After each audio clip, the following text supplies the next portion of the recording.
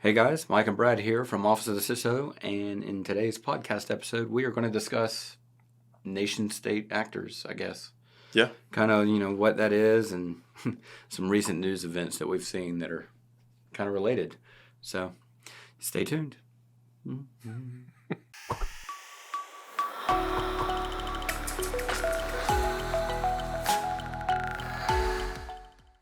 So, primary discussion points for today's podcast are going to be centered around ransomware.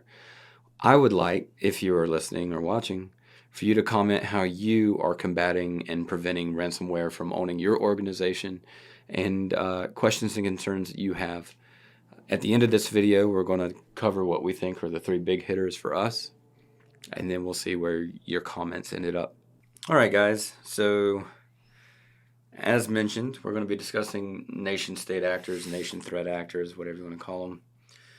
And, what actually, constitutes that. But also, we're going to talk about some articles we've seen as of late, one of which is kind of ironic considering the company that's being misused for it. But, but anyways, Brad, what do you consider a nation-state actor? Like, what is that when you hear that? What comes to mind? So a nation-state, threat actor, Yeah. I would consider that to be somebody that's either directly, like a group of attackers that's either directly employed by a particular nation-state or a group of attackers that's funded. It may be very loosely funded, but anything that's got the backing of a nation-state in their hacking activities, I consider that to be a nation-state actor.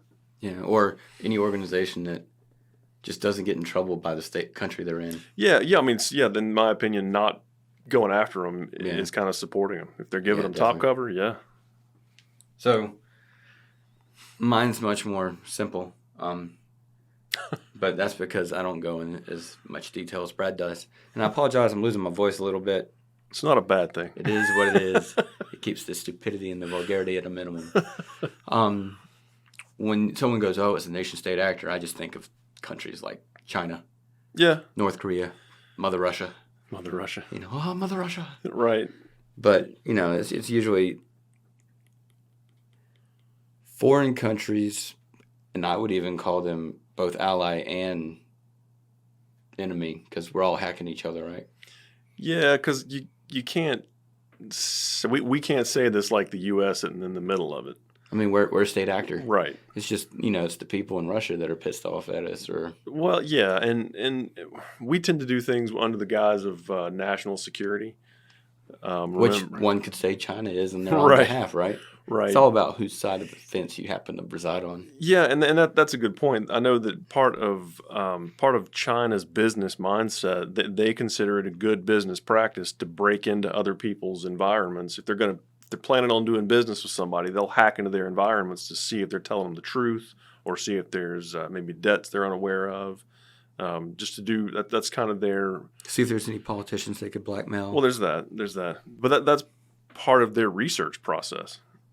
They're thorough and Yeah. committed. Yeah. So and they don't look at it as a bad thing, whereas we do. We look at it as an illegal activity, but China, they just consider it business practice.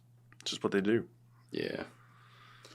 Which kind of led us, so just like everyone else on the planet that works in cybersecurity in some fashion, we read thehackernews.com. Mm-hmm. And there's a couple of articles on there specifically talking about North Korea, which is interesting because I started bad-mouthing China immediately. Talking about North Korean hackers, state-associated crime syndicates basically targeting healthcare with ransomware. That one's dark reading. Yeah. That article is a dark reading article. No, it's on Hacker News as well. Hacker News is the APT 37 one. No, it's not. For real?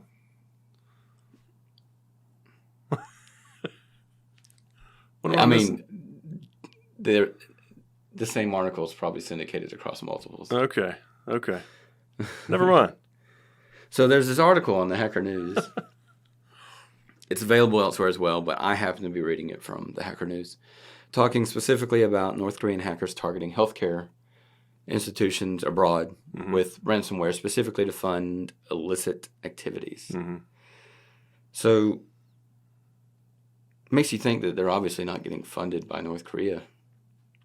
Maybe not entirely. Not entirely. Their funding is through just being left alone. Well, and yeah, quite likely. And they could also, this could be an extra pot of income that they have for, I don't know, to do. It's like in America, we raise taxes, and then we'll do this, that, and the other. We won't cut spending. Well, and if you've got a group of folks that have a particular project in mind, or an R&D concept that they want to get in place. You don't want to use your money for that. Yeah. We don't want to pull out of the budget. We can go make it by hacking healthcare facilities in America. Exactly.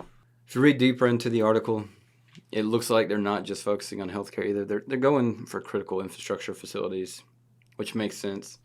And several intelligence agencies across the U.S. and South Korea, because the South Koreans are watching the North Koreans like hawks. Yeah. That whole proximity thing. Mm-hmm. And they issued a joint advisory, which has some details, right? CISA did. Yeah, CISA and South Korea, CISA and South Korea published a joint advisory document back on February 9th that kind of lays out specifics behind the attacks, who they attribute the activity to, related IOCs, file names, file hashes, IP addresses, websites, and things like that as part of the attack. And they do name the Democratic People's Republic of Korea, DPRK. North Korea for short. Yeah, those guys. They name those guys as the threat actors in all this activity. And I'll say, I know that they're trying to get things done. I know they're trying to do whatever they're trying to do. I don't appreciate them attacking healthcare facilities, though.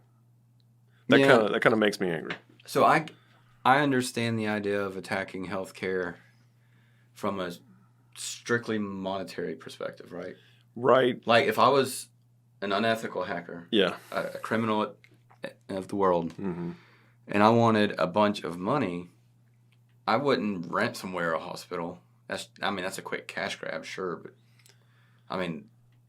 you get caught doing that, and the Treasury has actual things against that for anyone that helps you, right? But no, I just don't. I guess I don't appreciate them attacking healthcare facilities because of the impact that it has. Someone's going through surgery, and all the terminals are ransomed up.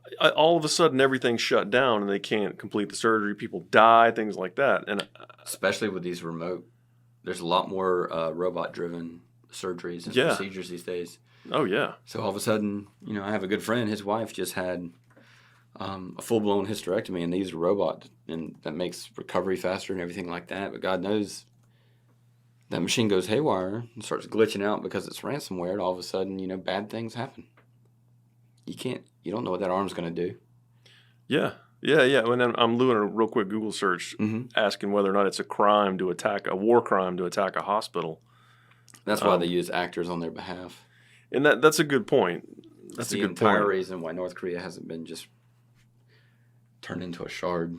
Yeah, but I don't know. I don't think it's cool, I guess. I think it's a bit much to attack healthcare facilities.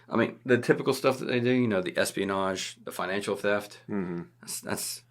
That's one thing, but when you're locking out, people are assholes. They are. They are. When you're keeping doctors from saving lives, I don't know. I think that's too much. It was according to the article. You go a little bit further down. The WannaCry ransomware attacks were backed by North Korean threat actors. So and you remember what that caused for cybersecurity professionals. That was tough. So I think we actually experienced a couple of events relating to that. So that was a tough time. So this one is the Maui ransomware. One I'm completely unfamiliar with. Yeah, that's completely new. Yeah, I haven't heard of it. So if you read further in the article, which we will obviously include in the notes of the video, it goes on to say, since then, North Korean nation-state crews have dabbled in multiple ransomware strains, such as VHD, Maui, and Holy Ghost, to generate a steady stream of illegal revenues for the sanctions-hit regime. I guess that kind of answers my question as to why they would be doing it versus getting paid directly by North Korea. It's because North Korea is broke. Fair enough.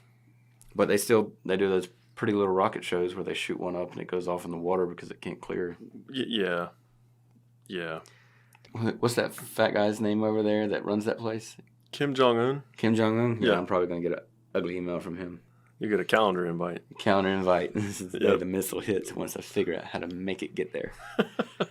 So one thing I did think was cool, the article mentions, and this is just, it's cool that they're doing this. I think it's still crappy that they're attacking hospitals. But so the DPRK actors have been putting themselves forward as, you called it, R Evil. I've always pronounced it as Rebel, that ransomware group. Basically, they're putting on masks, acting like they're somebody else, so that we don't point the finger at them. Never follow my lead when it comes to how to pronounce something. Because I said regime earlier instead of regime. That was good times. Yeah. Mike Pruitt can't read. But it's neat to me that they're trying to. Their article uses the term evade attribution, and I think that's cool that they're covering their tracks by looking like a different attacker group. I mean, they know that the U.S., the U.K., Germany, our missiles can reach them. They can. So if they get directly, point blank, your nation state is doing this and it's causing deaths of, civilians that have we don't care. You and I don't care as a human being what North Korea does as long as they don't mess with us. Right. But one of the things that I found funny is the article goes on to talk about attack chains, right? Mm-hmm. And, Apache Log4j, okay, that was still common, surprisingly, because people just won't patch their It's stuff. almost expected, yeah. But the second item listed is a SonicWall. Now, if you found this channel because of my other channel, then you know I am a Fortinet SME, and I absolutely despise SonicWall. Oh, despise? I didn't know you despise me. Despise. Didn't know that. SonicWall, ASA, and Checkpoint, they can all kiss my butt. Yeah, I mean, basically, if you're not running a PAN or a Fortinet device, you're just kind of wasting your time. But not because of vulnerabilities, right? Just because not because of of vulnerabilities, capabilities. just because they suck. Yeah, because cost per megabit. Because let's know, Fortinet had some stuff pop up. I was about to say, you can't call them out without pointing out. I had a lot of egg on my face from that too, because I used to talk Did a you? lot of smack about it, and they're like, "Oh, you were vulnerable to this." I'm like, "Yeah, well, it is what it is." It was a particularly couple of ugly ones, but this one looks to be a similar type of thing. Which the vulnerabilities that affected the SSL VPN vulnerabilities that affected Fortinets also affected other technologies, right? Yeah. I think SonicWall was one of them. So this same vulnerability may be what they're taking advantage of to VPN into these networks. It's because the SonicWalls don't get patched, because the people that buy SonicWalls don't buy support because the device sucks. They just need to throw it away. That's personal opinion based on 15 years of experience with firewalls in general. Anyways. They're certainly not creative in the way that they do things, because they're not developing their own stuff. They don't have to be. Hardly. Because this crap's still working. Yeah, I mean, they're using, like, you guys remember BitLocker, right? And Deadbolt and all that. They're still using those out-of-the-box, I don't want to call it COTS, because, it's not out of the box, you pick it up at your grocery store. It is off the shelf, though. Yeah. It's just a shelf that's virtual, and it's on the dark web. Right. So. Right, but they're still using the same tactics because the same tactics are effective. So why would you develop new tactics when the old ones are working fine? If you're still winning the war. If it's stupid but it works, it's not stupid. Right. Yeah. Right. I mean, Log4j vulnerable. Dude, how long? 2 years now? Was that 20? Oh, bless it. No, that's Log4j's been. Yeah, 21. And I get the reason that it's still out there is because it's so embedded. It's embedded so deeply in a lot of these services that it's difficult to get patches pushed out to it. But the fact that we're still running these vulnerable applications, that's the reason they can keep taking advantage of this stuff. I think security vendors booger a lot of people up too. What do you mean? Virtual patching. They like to throw that term around. Yeah. You don't have to worry so much about that vulnerability. Your next generation firewall is going to virtual patch it for you using this IPS sensor. Look, I'm going to go ahead and tell you, if you ever have a technical engineer tell you that, you need to kick them out of your office. Yeah. Yeah, they can help mitigate temporarily, but you got to patch. Yeah. You got to patch. They may have a killer IPS that may be super effective, but you still got to patch, man. There may be a new exploit that they're unaware of. How many organizations do you know that actually do deep packet inspection? Very few. Very few. And 80% of traffic, including malware, Yeah. is encrypted. I know of one because I personally saw to it, start to finish, that we got that in place. That's a big-ass agency, too. It was a big agency. Yeah, it took a lot of effort. So, right. yeah. Before we move on, one thing I wanted to bring up as part of this ransomware discussion, not necessarily related to threat actors, sort of, I guess it is. The joint advisory publication that came out between CISA and South Korea, I believe those were the two organizations involved, whatever. But that advisory that came out on February 9th spoke to the potential sanctions for paying a ransomware ransom. And I did a quick Google Magic search. Sanctions for paying a ransom? Yeah. Meaning if you got compromised as a business, you would possibly and you pay the sanctioned? ransom, it's possible that you can be sanctioned for funding terrorist activities or whatever they associate that with. You guys better make sure your backups are on point because Biden's coming for you if you have to pay to get your data back, apparently. Crazy. So we'll include this link also. And I may misunderstand it in the 8 seconds I read through it, but it's a treasury.gov publication. Well, load it up. Let's check it out. 10-4. We have internet here. We're sophisticated Southerners. Sophisticated. So there was an advisory on potential sanctions risks for facilitating ransomware payments that was published in 2020. And then it was updated September 21st of 2021. And it just talks about the potential sanctions risks for paying ransoms. Is it paying ransoms or is it facilitating the facilitating payment of ransomware payments? So that could be like Bitcoin exchanges and things like that, though. Yeah. Which is probably who it would cater more towards than the actual victim. Well, and I might need to actually read the article before I start talking about it too in depth, or the publication, but the fact that they have something printed out here talking about that. Yeah, I think that has to do because they're having trouble keeping up with all these exchanges and everything and what they're doing. Especially like you got that FTX kid that, only has 100,000 to his name, but what? That's it, dude. Yeah. What? Because they say that the ransomware payments with the sanctions nexus. Hang on, I got to figure out what that means. But paying ransomware payments threatens U.S. national security interests. So they don't. You are paying a threat. Yeah, they don't Terrorist. Appreciate that too much.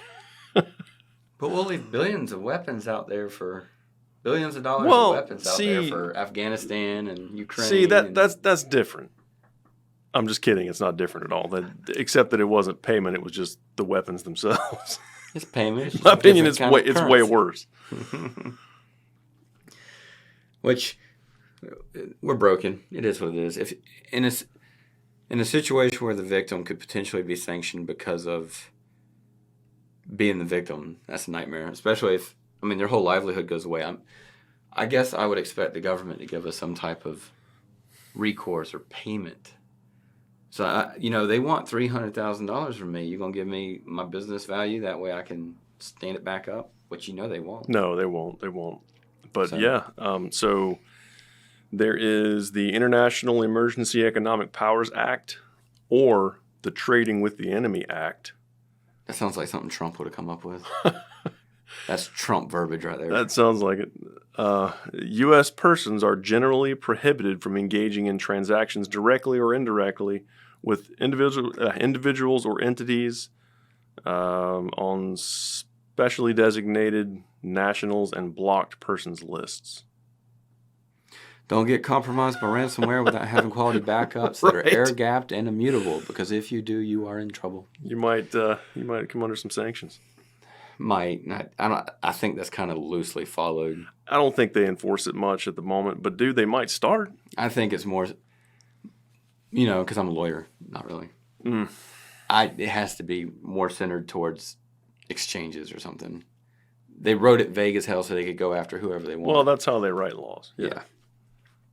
Sorry, officer, I didn't know. I couldn't do that. Ignorance is no excuse. This is true. Which leads us into a segue, right? Mandiant. Huge, awesome cybersecurity firm. Yeah. We are big. We've done work with Mandiant. Yep. We've had them assist us in situations. They And did a phenomenal job. They did great work, yep. Back in 2022, was it September? Mm-hmm. They got bought by Google. Yeah. Which makes this next article kind of funny. In that hackers are using Google ads to spread fatal rat malware disguised as popular apps.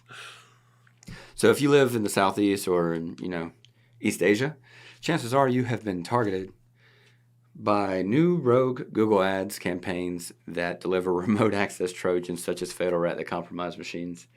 You would think, considering their reach and the properties they own, they would have had some type of automated sandbox or something that would catch that, right? Yeah, or a publishing process that that sandboxes the ad media before it goes live. Yeah, I mean, they do. So. They have to approve the ad before it goes live.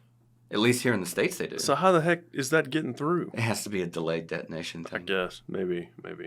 And they go on to say, and this is also a Hacker News article, which may or may not be available elsewhere. The websites and installers downloaded from them were mostly in Chinese, and in some cases falsely offered Chinese language versions of software that is not available in China, which is kind of interesting because you got that Great Wall of China thing going on over there, where the Great Firewall of China. And they're just letting stuff come in. So yeah, Mandiant was rocking 10 years ago with their EDR capability. I think before it was even called EDR, they had like this manual EDR agent that they could manually go pull services and interactions and log data and stuff like that. Oh, that was wicked. Yeah, it was rocking. Yeah, it's one of those things that you would install and it would tell you this is what happened and how they got in and da-da-da-da. Yeah, and if they're still there. I know. Were they owned by FireEye, or were they just part of FireEye? No, FireEye bought them. I don't know, sometime because they're now part of a group called Trellix. Trellix. Trellix, yeah. I can't pronounce things. Resume. So, I mean, some group called STG went out and bought like McAfee Enterprise and FireEye. And FireEye. And yeah. And then rebranded themselves. Rebranded it as Trellix. Yeah. It's crazy to see how cybersecurity firms are just getting scooped up left and right. And I've seen Mandiant has bounced around a couple of times. Like FireEye did buy them. I can't remember if somebody else between FireEye and Google bought them, but I mean, Google owns them now. Yeah. I guess it surprises me that they get sold like that. Or maybe relatively on often. FireEye. Oh, that may have been it. I don't remember. There's too much of that going on. I can't keep up. Mandiant used to be FireEye. Mandiant Inc., the leader in dynamic cyber defense and response today, announced that this corporate name change from FireEye Inc. is now effective. I'm so confused. I don't remember, dude. I want to say that one of them bought the other, and it may have been that FireEye bought Mandiant and then named themselves FireEye. Yeah, it'd be like you buy a company that has better branding, and you just assume their branding because your branding was trash, or you suckered a whole bunch of investors into buying your stock under Company A, but Company B is going to be much more profitable with that name. Yeah, I don't know. So whatever. They've bounced around a couple of times, but they were the standard back 10 years ago as far as endpoint detection and response goes. Mm-hmm. So yeah, North Korean hackers basically kicking healthcare places' butts to fund illicit activities. And then companies that own some of the best cybersecurity knowledge workers on the planet are being utilized to actually spread rats across South Asia. Maybe they just don't care as much because there's not a whole lot you're going to get through in China. No, but there's a lot of Taiwan and Singapore and Philippines, Thailand, Indonesia and Myanmar. I can't pronounce that. That's where that Rambo movie, not Rambo. Yeah, that was a Rambo movie. Myanmar, you mean? Yeah, I can't pronounce it. So, but yeah. All right, so, article number 1 is talking about North Korea being gangster with healthcare organizations. Yep. We kind of divvied into potential fallback if you actually pay the ransom, because you could potentially be funding terrorist activities, at least in the U.S. Yeah. I don't know if other countries do different. And then we kind of wrapped it up with laughing at Google and Mandiant, because Mandiant is always considered the big belt buckle in the, And the Batman, the belt that is there we go. cybersecurity. Yeah, they were the cybersecurity belt of Gotham. And that's a thing. A company that owns them is being utilized to help spread their stuff everywhere. So I guess that brings us to a head at, what can you do to mitigate ransomware and malware and things like that? Ransomware is the heavy hitter because that's the one that's going to nuke your environment and get the quick payout. So what are some steps that organizations, state agencies, things like that can do to help not necessarily guarantee they won't get it, but guarantee that they might not have to pay the ransom? And I say might not have to pay the ransom because obviously they'll do data exfiltration to screw you up and say, well, we're going to release it. That's just dirty, man. Yeah. That's just dirty. It's because backup solutions got really good. Yeah. And they were like, well, crap, we're not making the money we used to, so how do we adjust? So what can they do? So, like the first article we went through named several vulnerabilities that are years old that are still being exploited by these threat actors. So patch. For crying out loud. I remember you doing a video in your truck, talking about patching. Patch your crap. Yeah. Patch your stuff, man. Patch your stuff, yeah. And that's one of the biggest things. What is the cyber hygiene steps? Is patch your stuff. Get vulnerabilities patched. Yeah. Because these publicly available services that have vulnerabilities in them, when you've got one that's vulnerable to a remote code execution, Log4j, yeah, they can be taken advantage of, and they can have a shell directly on your hosts and then have direct access to your environment. You also just implementing CIS top 20, because the first 2 is know what you have and know what you have, right? Yeah. Hardware and software. Hardware and software, right. You can't patch what you don't know you have. Mm-hmm. So get a good inventory of software and hardware. Patch it. Make sure it's not vulnerable to any of this crap that's 2 to 4 years old, 6 years old. I mean, dude, I can't say that enough. A lot of the Fed agencies have come out with timelines, and I think we've talked about it before. The Fed agencies have come out with timelines for patching like critical vulnerabilities. 7 days from when the patch is released. 7 days. You have to get all of your testing, your second tier, and your production stuff patched in 7 days. Yeah, that's fast, but the exploits are coming out the day that the vulnerabilities are announced. Yeah, the moment the bad guys know about it, they're finding a way to take advantage of it. Right. So patch. Goodness gracious, patch. So the second one I think would be backups. Immutable backups. Oh, well, for those of us that don't know, that's wrong because I do know. Explain what an immutable backup is to someone that may have never heard the term. Gotcha. Okay, so an immutable backup is basically a backup that can't be overwritten. It gets written once, and then you can just read from it. You can't write to it again. Which is really groovy and very important because in situations where the backups run the same dang network as the compromised machines, they were like, oh, we got backups, and then they go to restore them, and those are encrypted too. Also. So immutable backups are a godsend. Obviously, there's a lot of good companies that do it. You have like Rubrik, Veeam. I think Cohesity does as well. I'm going to throw one out that's new to me. It's fairly new. I've known about it for a few months, but I've only seen one client that uses it, Panzura. Oh, yeah, Panzura. They're like a distributed file system technology. It's pretty dope. It's awesome. So the way that their technology works is their cloud technology. So you can access their cloud file system just anywhere basically. But when a file is written, so it writes it in these blocks, and then it distributes it. Yeah, it does. But the blocks themselves are immutable, so you can't overwrite these blocks. If you update the file, it writes new blocks, but leaves the old ones in place.